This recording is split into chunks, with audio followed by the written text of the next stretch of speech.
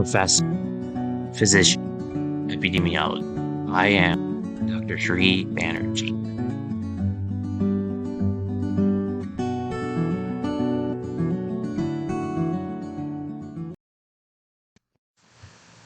Hello everyone, I'm Dr. Sri Banerjee, core faculty for the College of Health Sciences and Public Policy at Walden University, with a joint faculty member appointment with Ross University School of Medicine.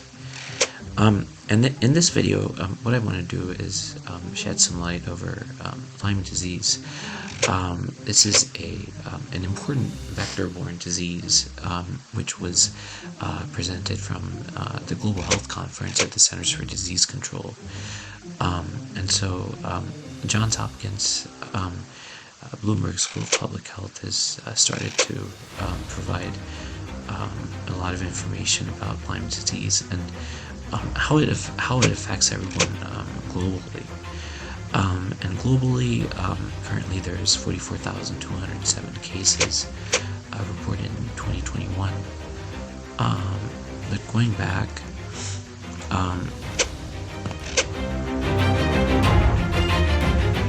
if you go back to 2019, it's 285,000 cases, and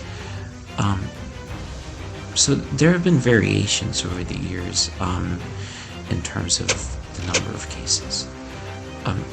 And then there's reported cases. The color coding actually is corresponded to some of the reported cases, and it's per 100,000. So if we switch gears and switch over to Canada,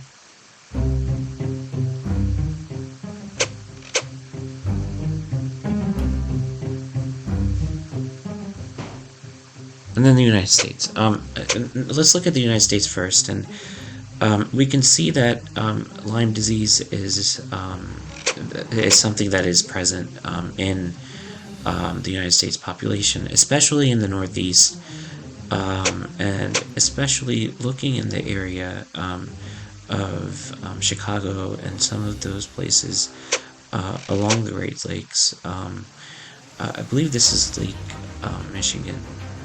Here. And along the bank of that are the number of cases, and you can see per 100,000 what that is. But what some of the experts were saying about the impact of global warming on the prevalence of Lyme disease is that it's actually traveling.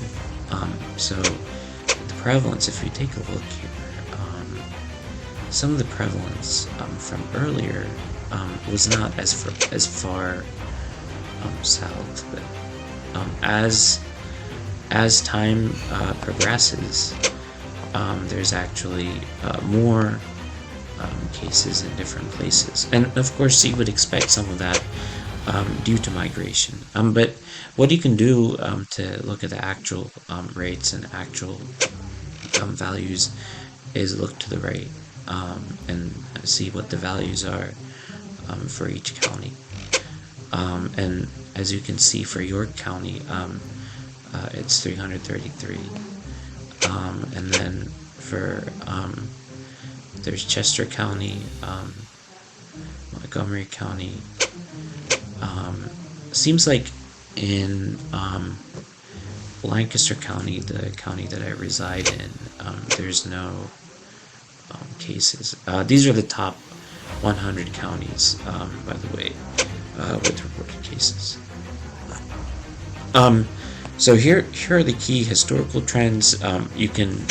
What I like about this dashboard from Johns Hopkins is that you can track Lyme disease through time and space, and of course it's a tick-borne disease, and so there's a lot of connections between that and other chronic sort of diseases that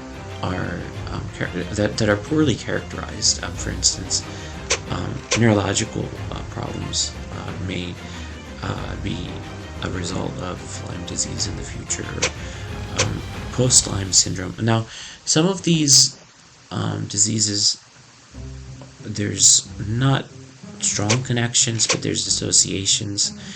That's not to say it's not present, but some of the levels of evidence is missing in some places. Others, it's not. So that's all that there is to know about Lyme disease, um, uh, hopefully you've learned some of the aspects that are important in this disease, in this infectious disease. Thank you for listening.